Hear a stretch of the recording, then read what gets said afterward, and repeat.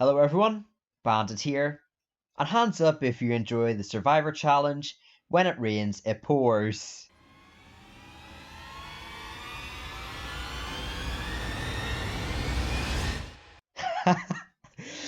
Gets them every time.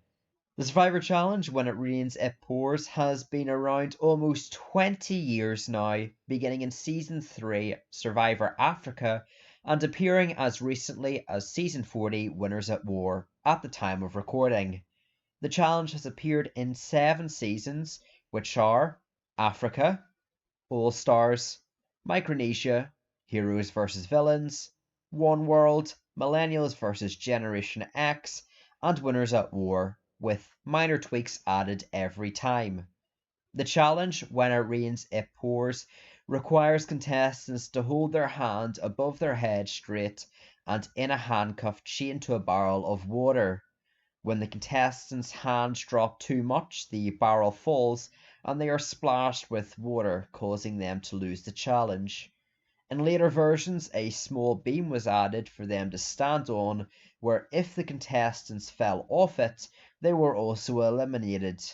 Other tweaks included having both hands tied to a bar in Millennials vs Generation X's Fools in the Rain, and Winners at War prevented players from being able to hold up their tied arm with the other arm or hand. Overall, the challenge itself is one the ladies have seemed to ace, with a 6-2 female to male win ratio. So if you're a female and going out for the next season of Survivor, you should be looking forward to this challenge, right? Not entirely true, as data shows despite women winning the first 5 iterations of the challenge, the males have been the last standing twice in a row now, with Will Waugh and Tony Vlachos. This is pretty interesting to note, as it seems the modern tweaks have favoured the men more than the women. One final thing to note is that on several occasions these challenges had temptations where contestants would step down for food.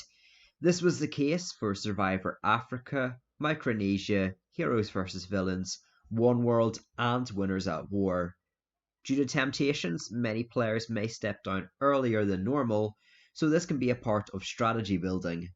When coming into this, contestants have to realise this is going to be an endurance challenge, and whether only 15 minutes long to the several hours in Micronesia, you're going to be in a lot of pain for an uncomfortable amount of time.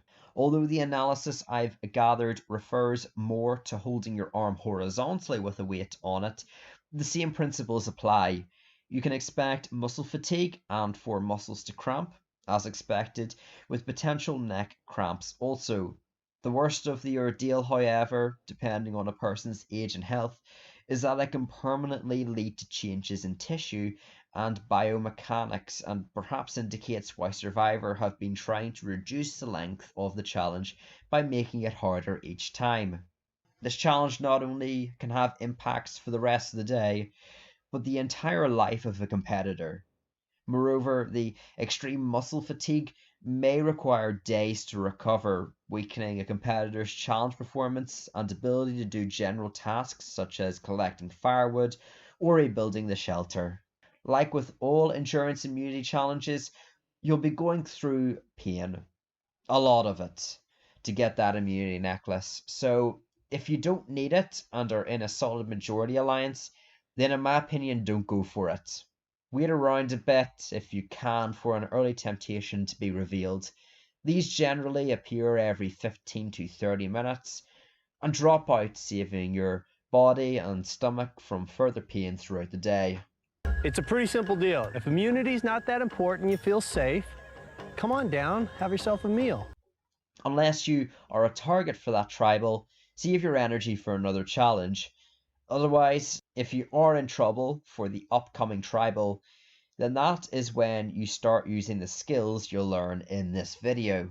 When collecting information for this video, something stood out to me, and that was that there was only one 2-time winner of this challenge, a lady undefeated in this challenge of endurance. Who is she? The infamous Parvati Shallow, of course. Now, for being extremely dominant in the When It Rains, It Pours challenge, Parvati is the best person to receive information on how to win. Fortunately, her YouTube channel, Parvati, actually posted a video specifically talking about this challenge and how she won it in Micronesia and Heroes vs Villains, and I'll link this video below. To cut a long story short, Parvati talks about the ancient art of mantra and how it helped her succeed. For the uninitiated, mantra is the ancient yogic technique derived from the fact that biblically, sound was the foundation for the creation of the earth. Without sound, therefore, our universe would be stagnant. Whether you believe in mantra or this belief in the creation of the universe, Parvati is 2-0 in this challenge, and so has the receipts to back it up. A mantra technique, she states, that helped her body literally transcends. This is called Om Mani Padme Hum, and I've linked the video below. I also listened to it myself, and despite not feeling my body transcend, listening to the tune and reciting the words were extremely relaxing, allowing my body comfort. I'd recommend listening to the video below and trying out the technique, as it is a fairly unique experience. If you want to use this ancient Buddhist technique during the challenge, recite the chant in your mind. As Parvati describes it, when she did the challenge, time vanished over my head, and then all of a sudden I have this transcendent experience.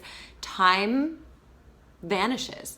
She fell into a trance where the 6.5 hours felt like nothing.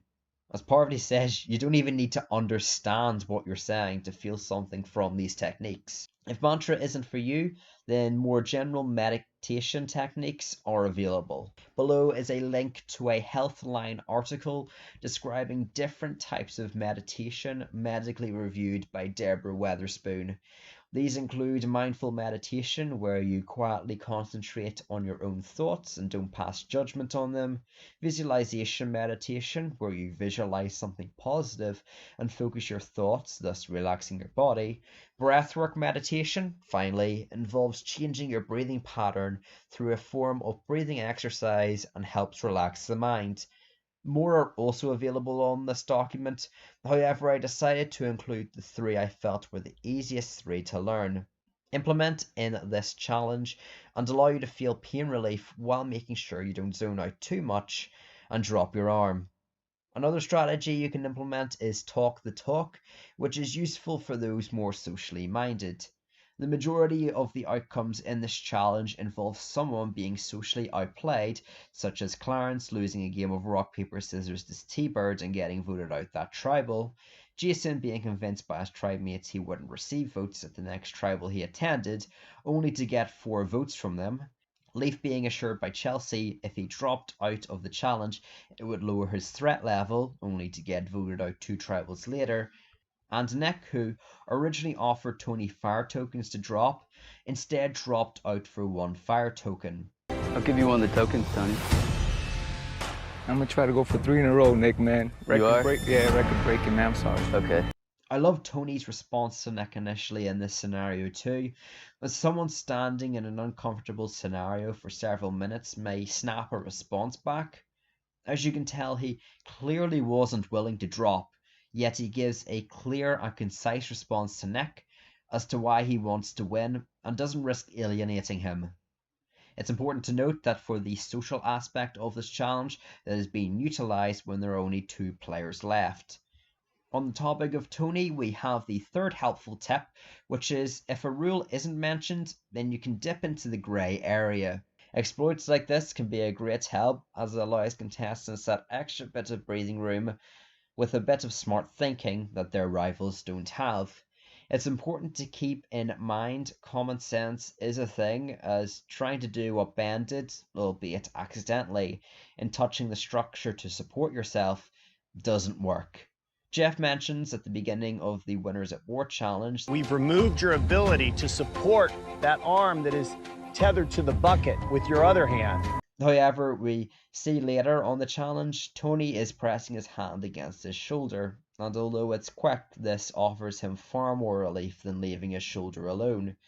The Survivor specialists even mention this on their episodic review.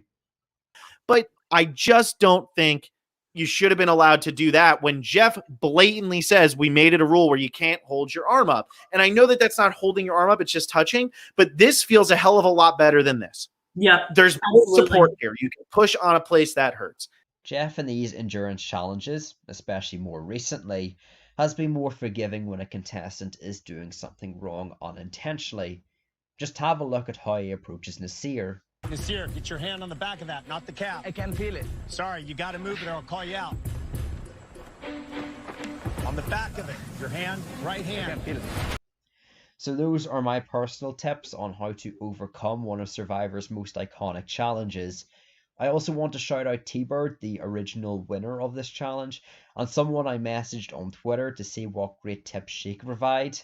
In probably the most wholesome message I've seen this year, she said, "Keep your arm raised high, don't move, sing, and add in a successful game of rock, paper, scissors." What a queen. Thanks to everyone for watching this video. I really appreciate it. Let me know if you'd like to see more of the strategy guide videos. Again, it's something new on the channel, so all feedback is generally appreciated. Nonetheless, have a great day, and as always, peace!